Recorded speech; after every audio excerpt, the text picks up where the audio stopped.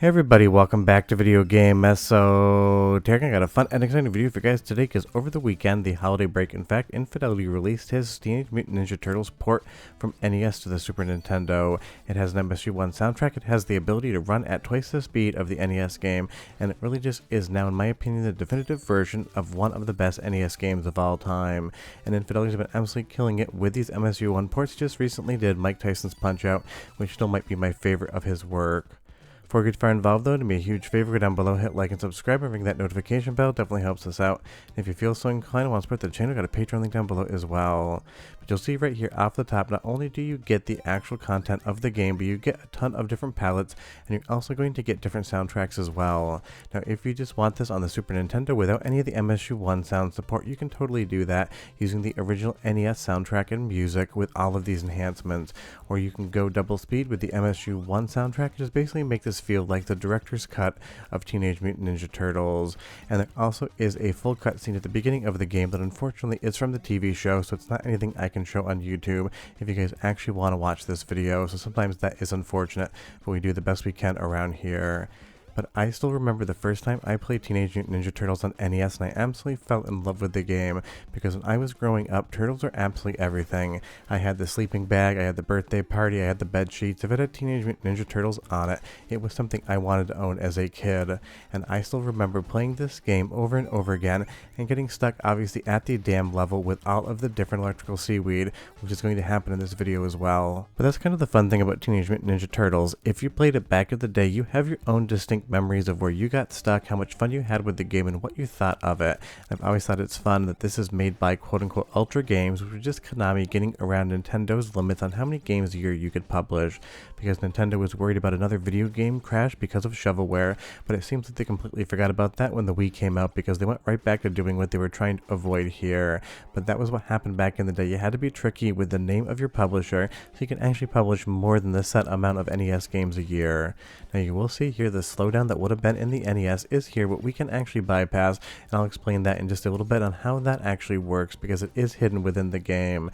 And when you download Infidelity's actual ports of these games, make sure you read the README and go through all the information because there's a ton of stuff that you might miss out on if you weren't paying attention. And I love that you can still cheese this game like you could back in the day, getting up here with the staff, absolutely basically just a free hit, because back in the NES days you would read magazines and they give you tips on how to be better at the game, and a lot of times those are just straight up cheese strats that we still use today in games. You remember finding those in some of your first games. You're just like, if I stand here and use this attack, it is impossible to take damage, and I basically get a free victory. So that's something, this is how good that port is, because if the logic was different, if the code changed up how the gameplay actually worked, you'd end up in a situation where you couldn't actually repeat those same tricks in 2025 that you did back in the NES era. And if you weren't alive when this game came out, trust me, this is going to be an incredible port and one I recommend. And if you were wondering, you can play this on MiSTer FPGA on the Super Nintendo Core. You can play it on real SNES hardware so long as you have a flash card that supports MSU1, and of course you can play it in software emulation as well. But the MSU1 soundtrack is one of the most fun additions here, but again, you still have the original soundtrack, so go ahead and listen for 45 seconds, and I'll be right back to talk a lot more about the Turtles.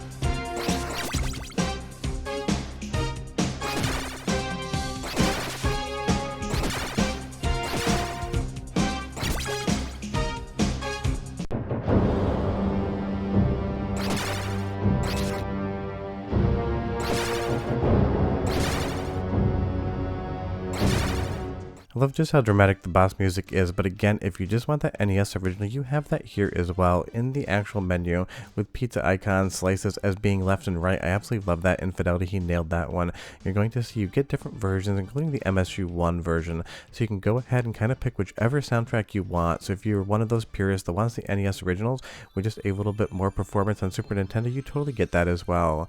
And like I said, there is some FMV sequences, but it's something that belongs to Paramount Television, and you're not going to get to watch them here. And you will see, if you so want to, there is a hidden mode where you can basically run this game at 60 frames per second, not 30. Now, all of the logic is tied to that, so it's basically like playing Teenage Mutant Ninja Turtles on fast forward, but there is something super charming about it. But this is the only clip I'm going to show you that. It is a fun little feature, but maybe not my preferred way to play. But honestly, it's the soundtrack that really does it for me here. I think maybe even better music than Mike Tyson's Punch-Out, in my opinion. So we're going to do an early second soundtrack sample, 45 more seconds, but come back and I'll talk about the damn level.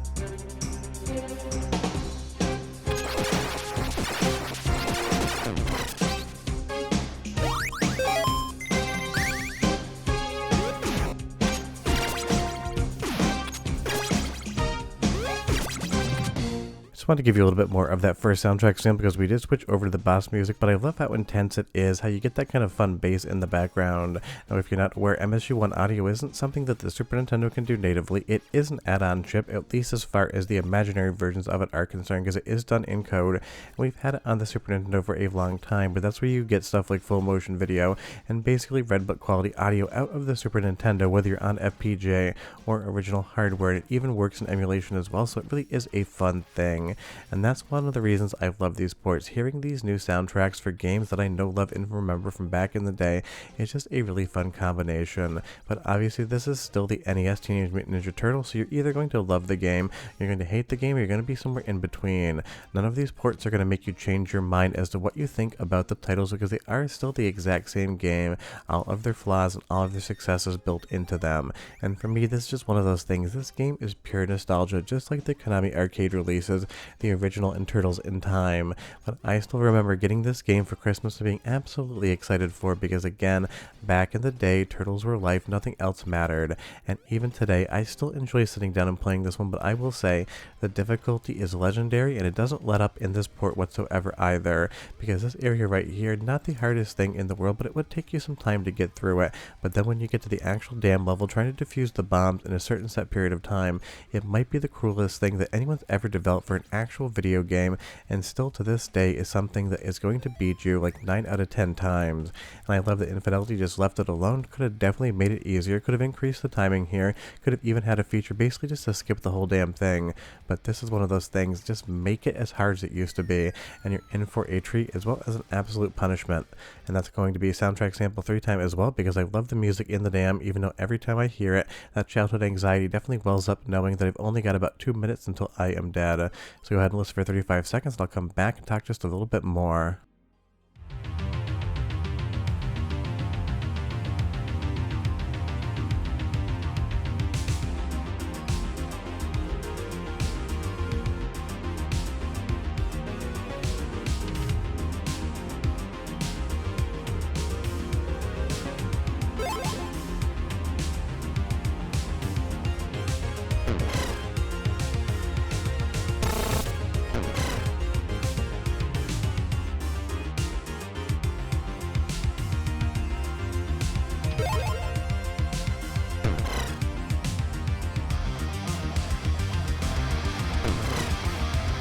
That music right there, whether it's the MSU1 version, which I absolutely love, or the chiptune original on the NES, just the sound of childhood anxiety. And it's one of those things, back in the 8 and 16-bit era, it seemed like basically they were trying to make kids afraid of water. Whether it was the dam level here on Teenage Mutant Ninja Turtles, whether it was Sonic the Hedgehog and the drowning music, you know full well that when you're underwater, the stakes were higher and things were just going to be absolutely difficult. And even if you play around with switching the turtles, trying to get through all of this electric plankton, whatever the hell it's supposed to be, is still one of the hardest things on the NES in my opinion. We're talking about like Mega Man 1 levels of difficulty. You need to be perfect, and that is something about this game that I've always appreciated, even if it is kind of aimed towards kids, or at least the kids that were fans of Teenage Mutant Ninja Turtles back in the day. The difficulty is legendary, and I'm sure a little bit of that is just down to the rental market. They didn't want you to be able to rent this game on a Friday and return it Monday fully beaten, and I still remember the first time I even got by the damn level as a kid. I was so excited because it probably took me honestly a week or so of just kind of playing around, but again, I wasn't the oldest at that point in time, so I probably just rushed things and wasn't patient. And big thanks to Kilter Music for helping with the captures as well. I put him through the torture of the damn level just so I could have a little bit less of a stress-filled weekend.